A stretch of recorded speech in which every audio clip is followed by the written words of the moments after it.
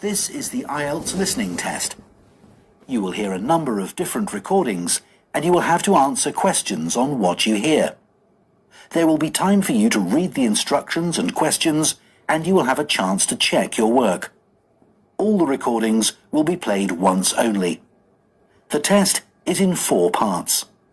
At the end of the test, you will be given 10 minutes to transfer your answers to an answer sheet. Now turn to Part 1.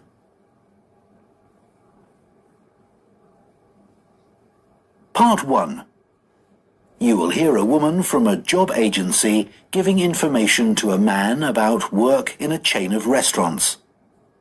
First, you have some time to look at questions 1 to 5.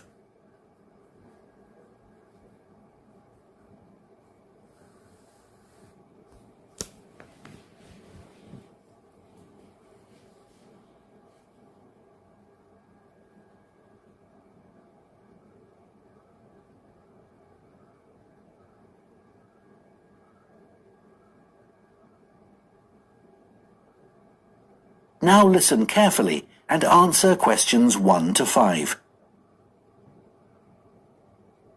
So I understand you're interested in restaurant work? Yes, I've got a bit of experience and I can provide references. That's good. I can check all that later. Now, Milo's restaurants have some vacancies at the moment. They're a really good company to work for. Lots of benefits. All right. Yes. They've got a very good reputation for looking after staff. For example, all employees get training, even temporary staff. Oh, really? That's quite unusual, isn't it? Certainly is. And do staff get free uniforms too? You just need to wear a white t-shirt and black trousers, it says here. So I guess not. But another benefit of working for a big company like this is that you can get a discount at any of their restaurants. Even at weekends? No, but you'll be working then anyway. Oh, yes, I suppose so. Most of their restaurants are in the city centre, aren't they? So easy to get to by bus? Yes, that's right. But if you have to do a late shift and finish work after midnight, the company will pay for you to get a taxi home. I probably won't need one. I think I'd use my bike. Okay. Now, they do have some quite specific requirements for the kind of person they're looking for. Milo's is a young, dynamic company, and they're really keen on creating a strong team. It's really important that you can fit in and get on well with everyone. Yeah, I've got no problem with that. It sounds good, actually. The last place I worked for was quite demanding too. We had to make sure we gave a really high level of service. That's good to hear, because that will be equally important at Milo's. I know they want people who have an eye for detail. That's fine. I'm very used to working in that kind of environment. Perfect. So the only other thing that's required is good communication skills, so you'll need to have a certificate in English. Sure. Before you hear the rest of the conversation, you have some time to look at questions 6 to 10.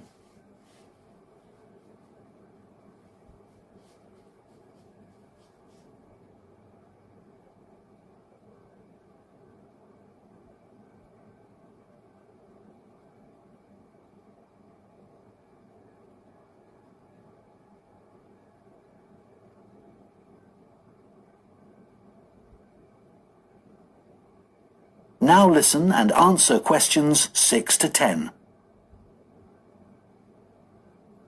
Okay, let's have a look at the current job vacancies at Milo's. The first one is in Wivenhoe Street. Sorry, where? Wivenhoe. W-I-V-E-N-H-O-E. It's quite central, just off Cork Street. Oh, right. They're looking for a breakfast supervisor. That would be okay. So you're probably familiar with the kind of responsibilities involved. Obviously checking that all the portions are correct, etc. And then things like checking all the procedures for cleaning the equipment are being followed. Okay. And what about the salary? In my last job I was getting £9.50 per hour. I was hoping to get a bit more than that. Well, to begin with, you'd be getting £9.75, but that goes up to £11.25 after 3 months. That's not too bad. And I suppose it's a very early start. That's the only unattractive thing about this job. But then you have the afternoons and evenings free. So the restaurant starts serving breakfast from 7 a.m. and you'd have to be there at 5:30 to set everything up. But you'd be finished at 12:30. Well, as you say, there are advantages to that. Now, you might also be interested in the job at the City Road branch. That's for a junior chef, so again, a position of responsibility. I might prefer that, actually. Right. Well, obviously, this role would involve supporting the sous chef and other senior staff. And you'd be responsible for making sure there's enough stock each week and sorting out all the deliveries. I've never done that before, but I imagine it's fairly straightforward once you get the hang of it. Yes, and you'd be working alongside more experienced staff to begin with, so I'm sure it wouldn't be a problem. The salary's slightly higher here. It's an annual salary of £23,000. Right. I know that if they like you, it's likely you'll be promoted quite quickly, so that's worth thinking about. Yes, it does sound interesting. What are the hours like? The usual, I think. There's a lot of evening and weekend work, but they're closed on Mondays. But you do get one Sunday off every 4 weeks. So would you like me to send off your CV? That is the end of part 1. You now have 1 minute to check your answers to part 1.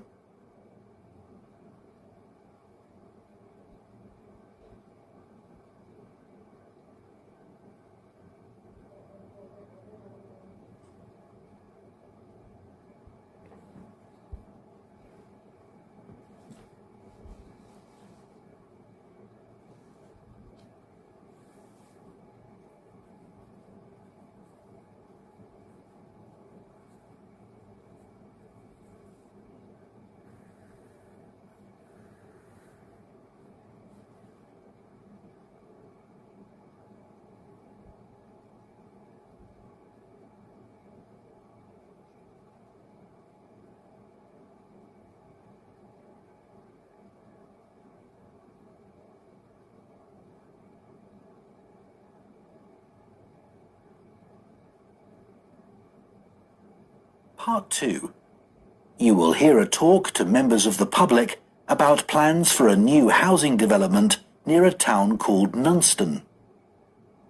First, you have some time to look at questions 11 to 14.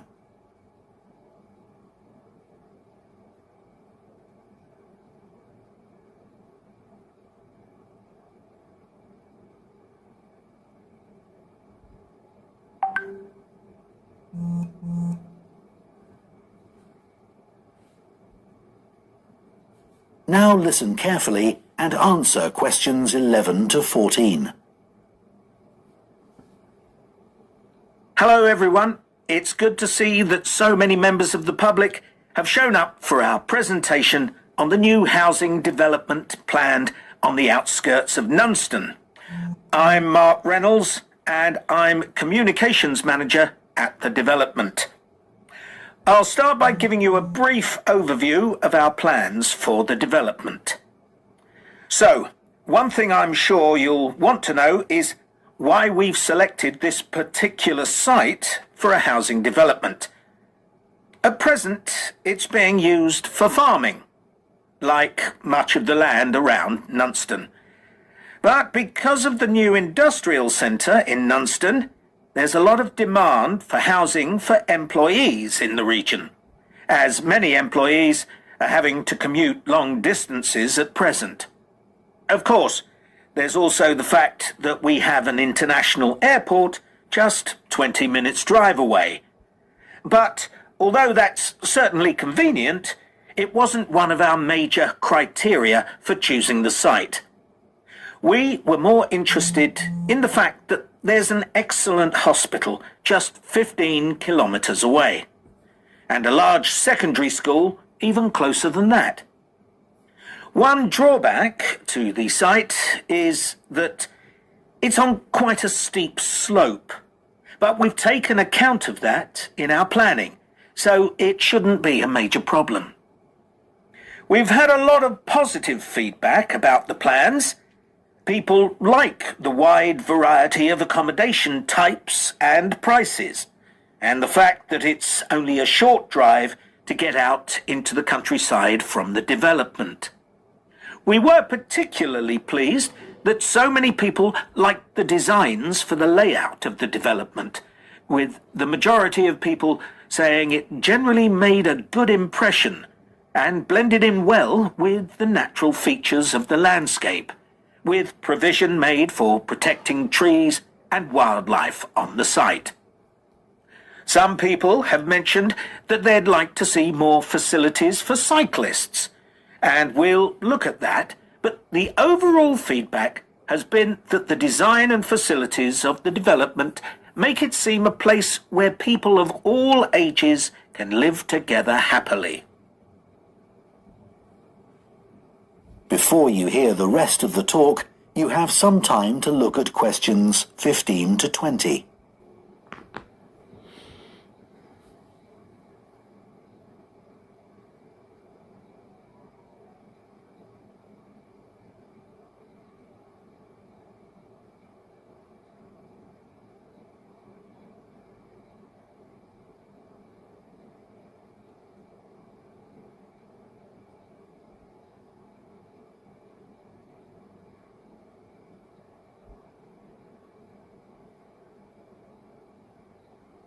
Now listen and answer questions 15 to 20.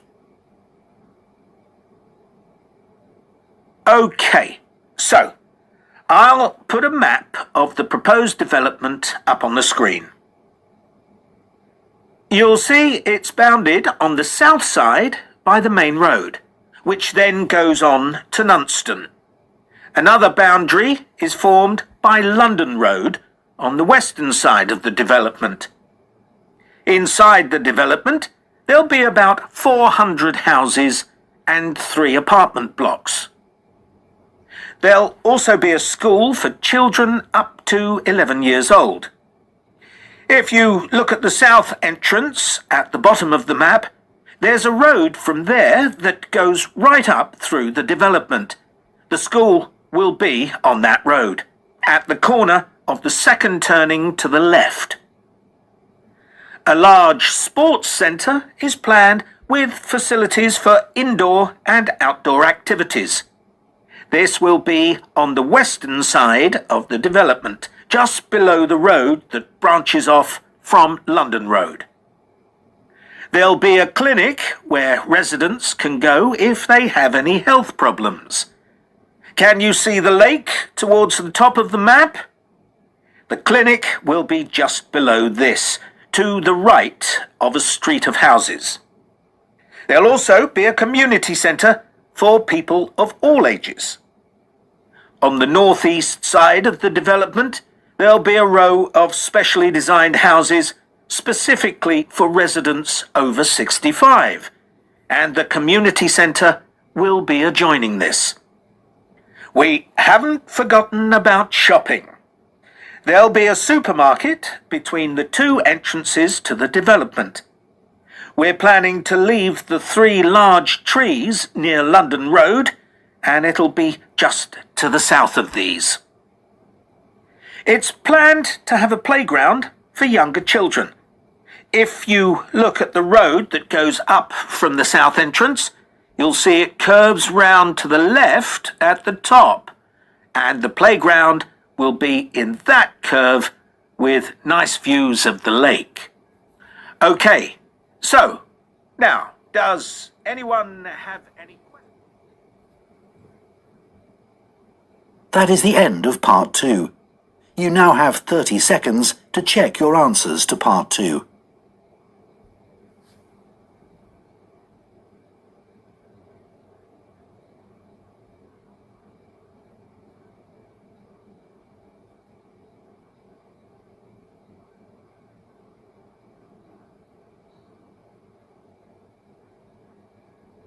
Part 3. You will hear 2 geography students, Adam and Michelle, talking about a volcanic eruption which took place in Iceland in 1783. First, you have some time to look at questions 21 to 26.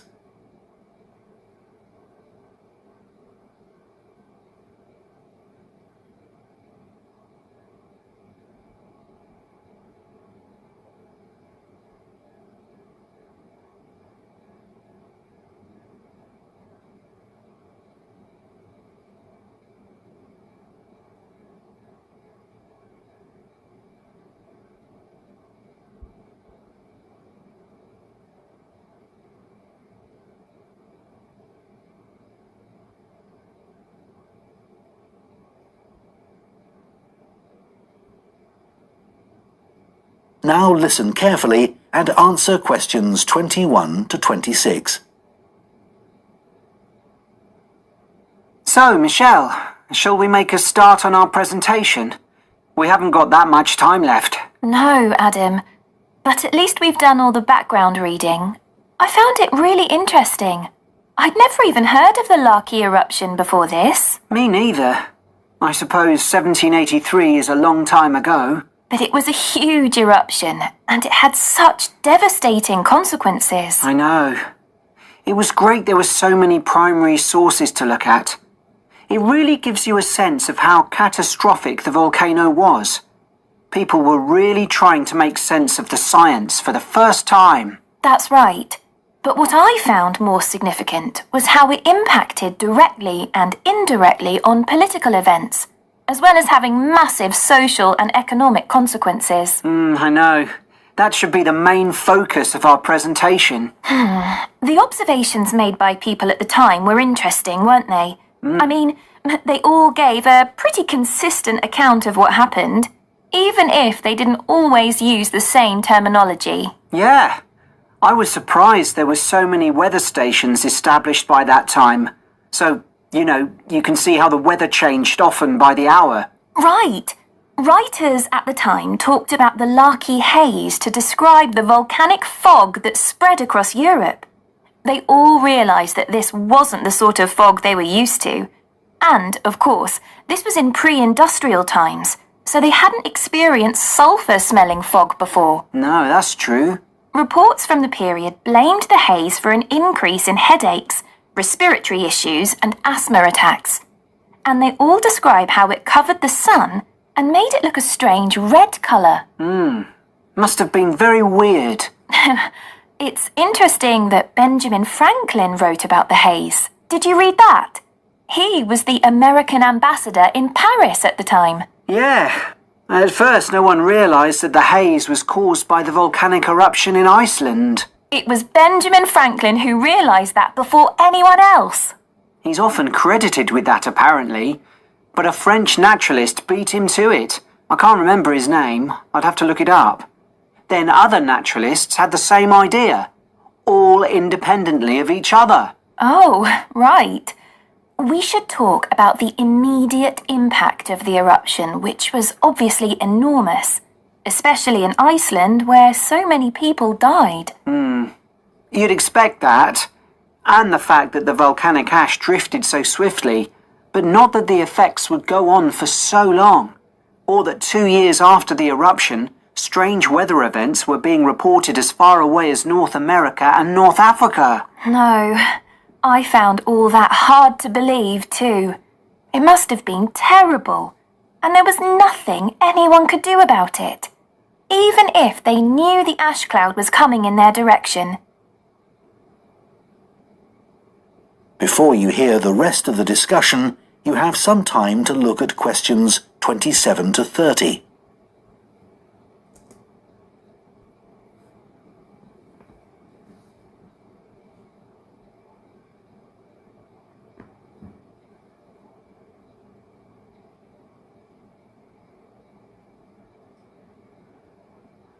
Now listen and answer questions 27 to 30.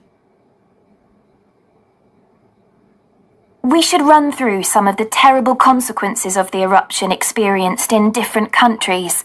There's quite a varied range. Starting with Iceland, where the impact on farming was devastating. One of the most dramatic things there was the effect on livestock as they grazed in the fields. They were poisoned because they ate vegetation that had been contaminated with fluorine as a result of the volcanic fallout. That was horrible. In Egypt, the bizarre weather patterns led to a severe drought, and as a result, the Nile didn't flood, which meant the crops all failed. It's so far from where the eruption happened, and yet the famine there led to more people dying than any other country. It was worse than the plague. Okay. Then, in the UK, the mortality rate went up a lot, presumably from respiratory illnesses.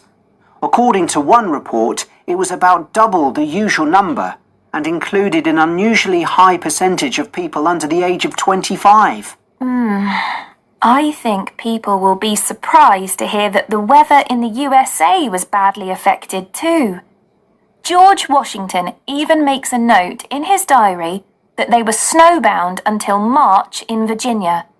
That was before he became president. Yes, and there was ice floating down the Mississippi, which was unprecedented. Oh, astonishing, really. Anyway, what do you think we should include next? That is the end of part 3.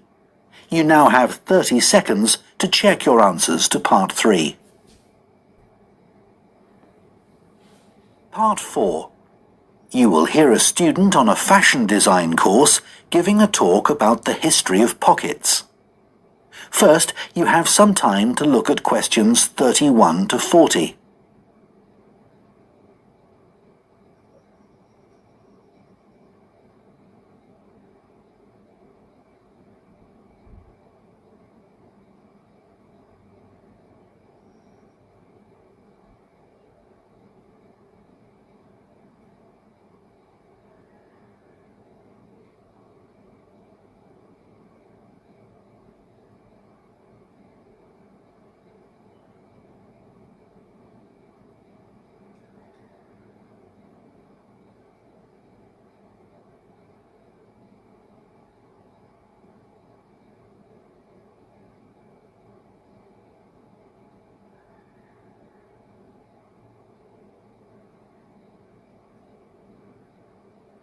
Now listen carefully and answer questions 31 to 40.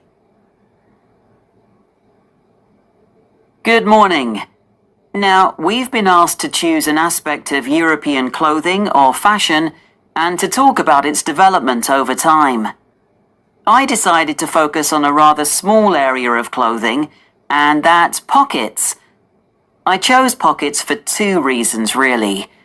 We all have them in jeans, jackets, coats, for example, and even though we often carry bags or briefcases as well, nothing is quite as convenient as being able to pop your phone or credit card into your pocket. Yet, I suspect that other than that, people don't really think about pockets too much, and they're rather overlooked as a fashion item. It's certainly very interesting to go back in time and see how pockets developed for men and women. In the 18th century, fashions were quite different from the way they are now, and pockets were too. If we think about male fashion first, that was the time when suits became popular. Trousers were knee-length only, and referred to as breeches. The waistcoats were short, and the jackets were long. But all 3 garments were lined with material, and pockets were sewn into this cloth by whichever tailor the customer used. The wearer could then carry small objects such as pencils or coins on their person, and reach them through a gap in the lining. Coat pockets became increasingly decorative on the outside for men who wanted to look stylish. But they were often larger but plainer if the wearer was someone with a profession who needed to carry medical instruments, a doctor or physician, for example.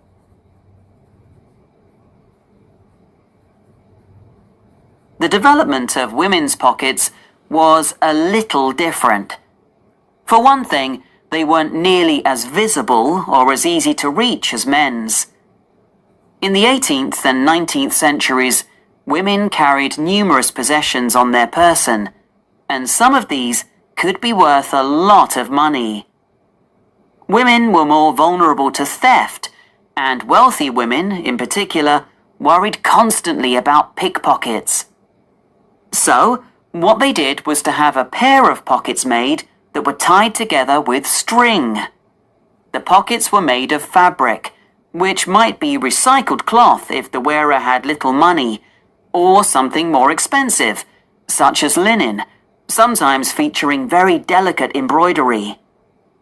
Women tied the pockets around their waist, so that they hung beneath their clothes. Remember, skirts were long then, and there was plenty of room to hide a whole range of small possessions between the layers of petticoats that were commonly worn. They would have an opening in the folds of their skirts, through which they could reach whatever they needed, like their perfume. Working women, of course, also needed to carry around items that they might use for whatever job or trade they were involved in, but their pairs of pockets still remained on the inside of their clothing. They just got bigger or longer, sometimes reaching down to their knees. So, the tie-on pockets went well into the 19th century, and only changed when fashion altered towards the end of that period. That's when dresses became tighter and less bulky, and the pairs of pockets became very noticeable. They stood out too much and detracted from the woman's image. Women who had been used to carrying around a range of personal possessions, and still wanted to, needed somewhere to carry these items about their person. That was when small bags, or pouches as they were known, came into fashion, and of course, they inevitably led onto the handbag of more modern times, particularly when fashion removed pockets altogether. That is the end of part 4. You now have 1 minute to check your answers to part 4.